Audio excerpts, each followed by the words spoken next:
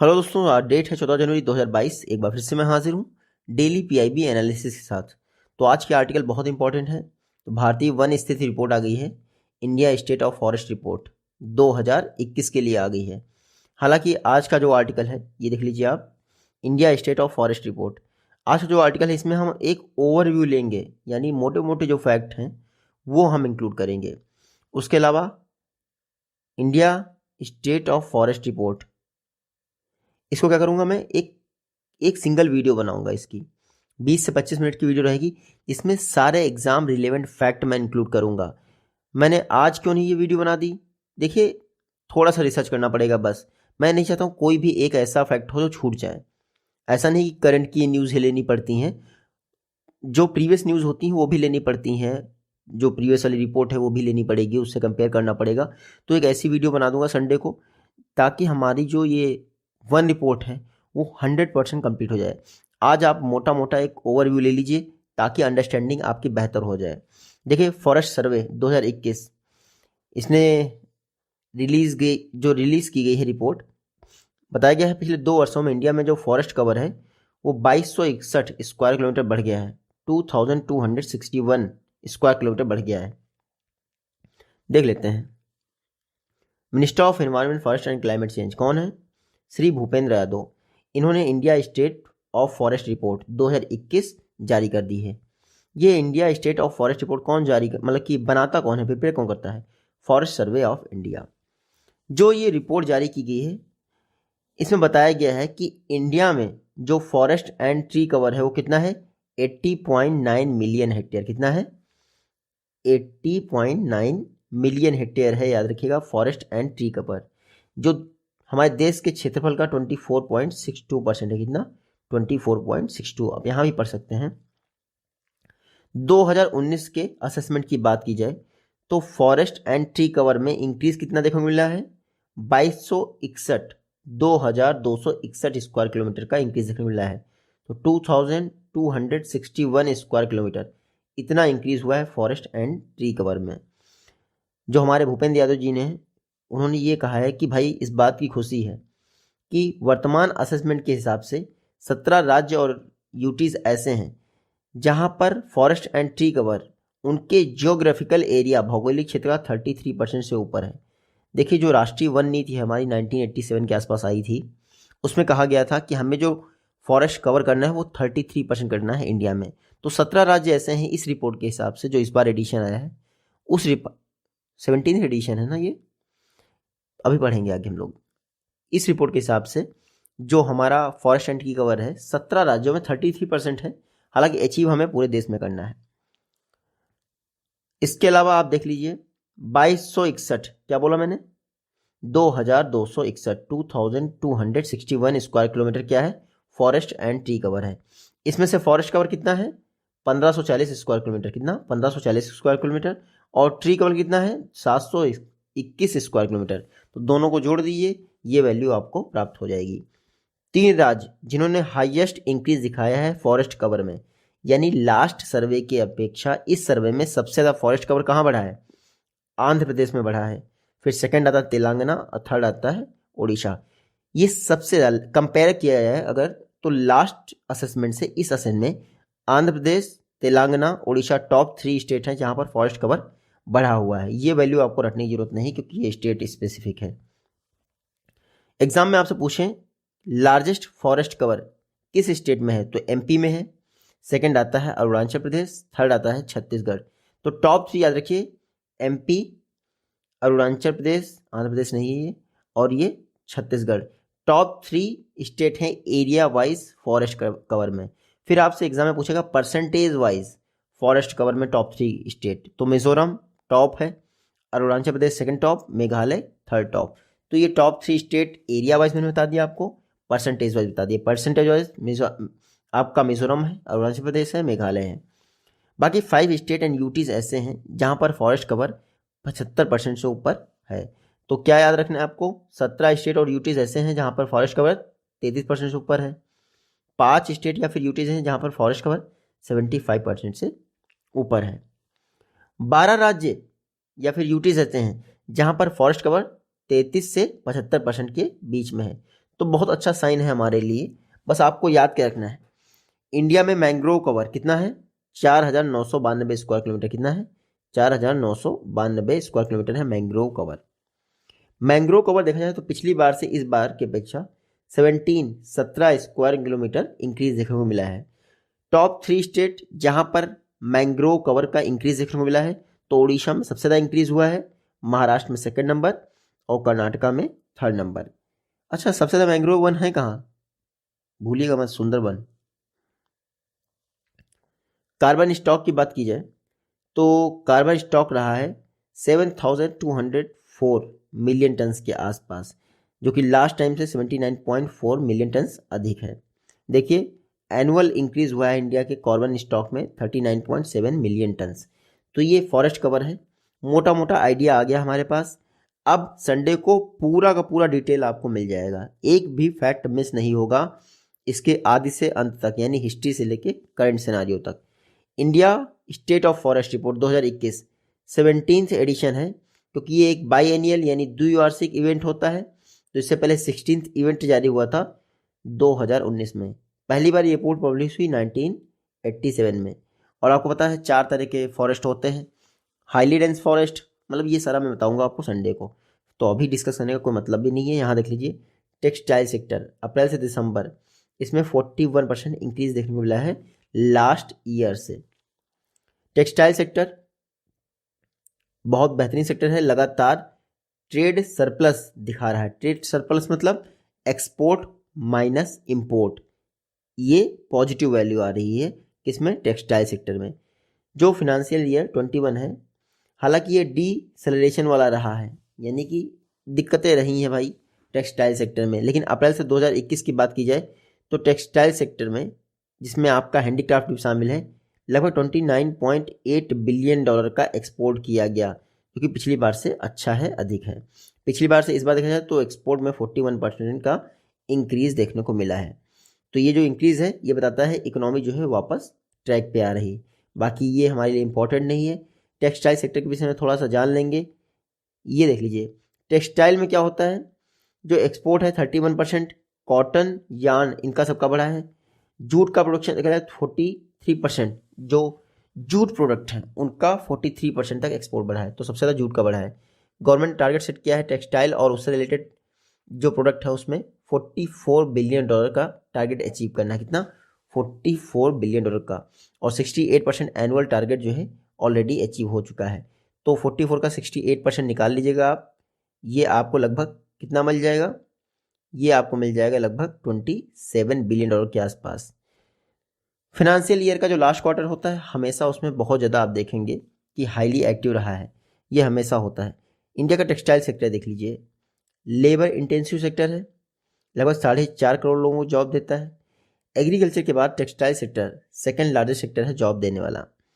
India का textile sector oldest sector है, India का वन ऑफ द ओल्डेस्ट है। ये देखिए, टेक्सटाइल सेक्टर का योगदान देखिए आप, इंडिया की जीडीपी में 2.3% योगदान है, इंडस्ट्रियल आउटपुट में 7% योगदान है, और एक्सपोर्ट अर्निंग जो इंडिया की होती है उसमें टेक्सटाइल का 12% योगदान है। बाकी एम्प्लॉयमेंट में 20% है, वो बात अलग है। आप ये ध्यान रखिएगा, टेक्सटाइल जो टेक्निकल टेक्सटाइल होता है उसका छठवां सबसे बड़ा उत्पादक है कौन, इंडिया। ग्लोबल शेयर में 6% इंडिया से आता है, और कॉटन और जूट के मामले में इंडिया लार्जेस्ट प्रोड्यूसर है वर्ल्ड में। बाकी सिल्क के मामले में सेकंड लार्जेस्ट प्रोड्यूसर है, 95% के आसपास वर्ल्ड का हैंड ओवन फैब्रिक आपके इंडिया से आता है। हाथ से मिला हुआ, आपको पता ही है करघा हमारे यहाँ देश में बहुत चलता है। यूके के सेक्रेटरी ऑफ स्टेट, इन्होंने वर्चुअल मीटिंग की इन्वायरमेंट मिनिस्टर के साथ और कॉमर्स इंडस्ट्री मिनिस्टर के साथ, दोनों की बात कर लेते हैं। इस बात जो इन्वायरमेंट मिनिस्टर की बात हुई उसमें कहा गया इंडिया यूके कोलैबोरेशन जो क्लाइमेट चेंज पर है 2030 के लिए मैप प्रिपेयर करना है। यहाँ देख लीजिए, इस समय COP26 की प्रेसिडेंसी किसके पास है, स्कॉटलैंड यानी यूके के पास है। तो हाल ही में भूपेंद्र यादव जी ने यूके सेक्रेटरी ऑफ स्टेट ये आर्टी हॉर्न एनी मरी मेलिंडा से बात की, ये नाम नहीं पढ़ने की जरूरत है आपको। भूपेंद्र यादव जी ने कहा कि COP26 इंडिया पूरा सपोर्ट कर रहा है और इंडिया यूके 2030 रोड मैप ये ढंग से इम्प्लीमेंट होना चाहिए। ये इंडिया यूके 2030 रोड मैप क्या है, क्लाइमेट चेंज पर आधारित है। उन्होंने कहा, प्राइम मिनिस्टर मोदी जी ने COP26 के दौरान 5 नेक्टर एलिमेंट यानी पंचामृत अनाउंस किए थे, वो हम लोग कई बार पढ़ चुके हैं, मुझे याद नहीं आ रहा है, आप प्लीज़ रिकलेक्ट करिएगा PIB से 5 पंचामृत, या करंट अफेयर्स की वीडियो में आने वाले दिनों में फिर से डिस्कस हो जाएगा।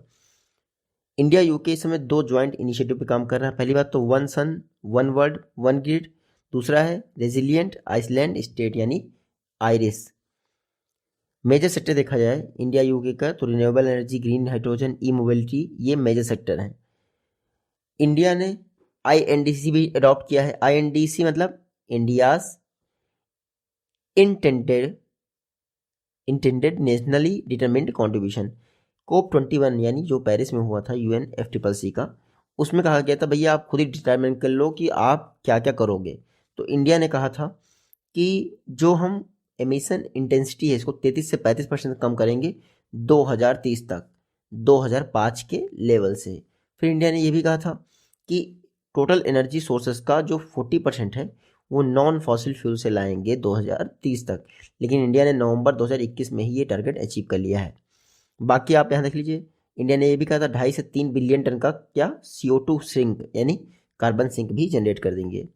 फिर भूपेंद्र यादव जी, ये फ्रांस के भी एम्बेसडर से बात की उन्होंने, वो भी इन्वायरमेंट मिनिस्ट्री के तहत आते हैं। तो जो 2022 है ये Indo French year of environment है, Indo French year of environment.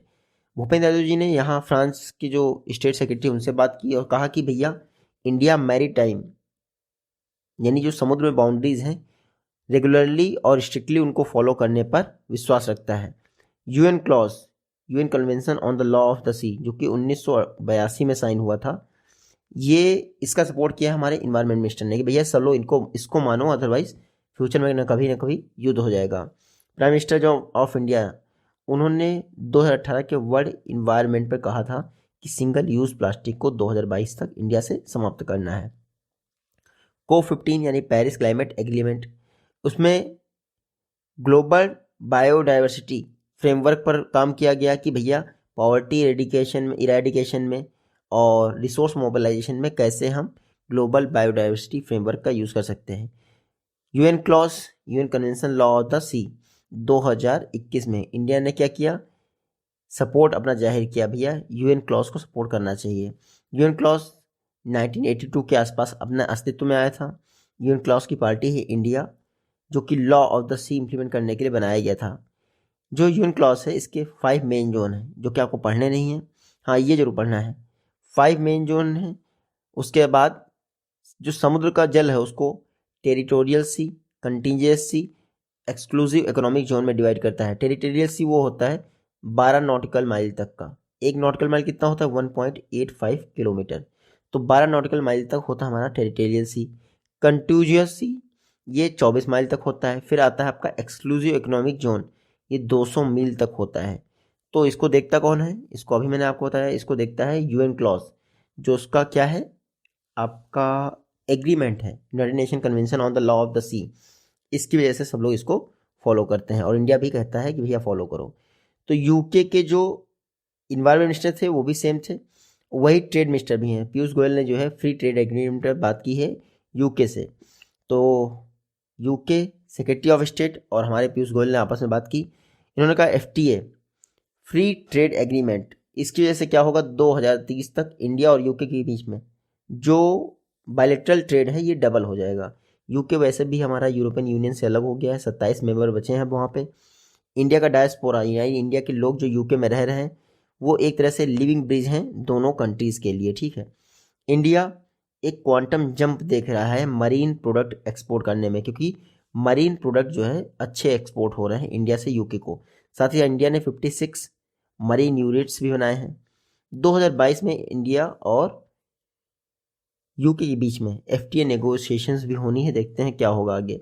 India UK trade strong ऐतिहासिक तत्व मिल जाएंगे आपको इंडिया और यूके के बीच में। देखिए इंडिया में जो FDI इन्वेस्टमेंट आता है वो मॉरिशस और सिंगापुर से आता है, लेकिन यूके भी उसमें बहुत बड़ा योगदान करता है, ठीक है। बायलैटरल ट्रेड मेरे ख्याल से नहीं पूछेंगे, बाकी आप यहाँ देख लीजिए, ये भी इंपॉर्टेंट नहीं है। आज का लास्ट आर्टिकल है गुजरात का जो कच्छ रीजन है, पिछले कई समय से इसमें भूकंप आ रहा है, इसकी वजह से इसका साइज चेंज हो गया है। देखिए पिछले 30,000 सालों में जो भूकंप आए हैं उसकी वजह से गुजरात के कच्छ रीजन में कटरोल हिल फॉल्ट है, क्या कटरोल हिल फॉल्ट, उसके साइज में स्पेक्टिकुलर चेंज देखने को मिला है। तो कच्छ बेसिन में आपका कटरोल हिल फॉल्ट है, याद रखिएगा ये शब्द, कटरोल हिल फॉल्ट कहाँ है, गुजरात के कच्छ बेसिन में। तो कटरोल हिल फॉल्ट में देखा गया है कि 30,000 वर्षों में क्या आया है, चेंजेस देखने को मिला है। 21 किलोमीटर तक जो है दरारें पड़ गई हैं इसके अंतर्गत। 2001 का जो भुज भूकंप आया था उसने तो इसकी ऐसी तैसी ही कर दी, कटरोल, क्या नाम है इसका, कटरोल हिल फॉल्ट। बाकी ये मेरे ख्याल से पढ़ने वाला नहीं है। हाँ, अर्थक्वेक्स की बात करें इंडिया में तो 35 अर्थ ऑब्जर्वेटरीज हैं इंडिया में। बाकी पिछले 5 वर्षों में 100 से ज़्यादा खोली गई हैं। ये 65 वर्ष हो जाएगा, 65 वर्ष में, आज़ादी के बाद 65 वर्ष में लगभग 115 भूकंप ऑब्जर्वेटरीज यानी अर्थक्वेक ऑब्जर्वेटरीज भी ओपन की गई हैं। अर्थक्वेक की बात करें थोड़ा सा बेसिक हमें पता होना चाहिए। जो बॉटम में जहाँ से अर्थक्वेक हमारा प्रोड्यूस होता है नीचे से, उसको कहते हैं एपीसेंटर। और अर्थ की सरफेस पे जहाँ दिखता है उसको क्या कहते हैं, उसको कहते हैं आपका फोकस। ठीक है, सॉरी, जहाँ वो आपको बॉटम पे दिखता है ना वो अर्थ, मतलब कि अर्थक्वेक, उसको कहते हैं फोकस या फिर हाइपोसेंटर। लेकिन जो आपका सरफेस पे आता है उसको कहते हैं एपीसेंटर। यहाँ आप इमेज देख लीजिए, ये आपका है फोकस जहाँ पे प्रोड्यूस हो रहा है, और जहाँ सरफेस पे आ रहा है उसको कहते हैं एपीसेंटर, ये आप देख लीजिएगा। ठीक है, प्लेट टेक्टोनिक के कारण जो है भूकंप आते हैं इंडिया में, क्या वर्ल्ड में भी। इंडिया में इंटायर रीजन जो है 14 स्टेट्स में अवेलेबल है जहाँ पर भूकंप आते हैं। बाकी कई सारे भूकंप आए हैं उनके विषय में जानकारी दी है। 2001 में गुजरात का भुज भूकंप आया था, वो काफ़ी ज़्यादा टॉर्चरस था। मिलते हैं आप सब नेक्स्ट वीडियो में, टेक केयर।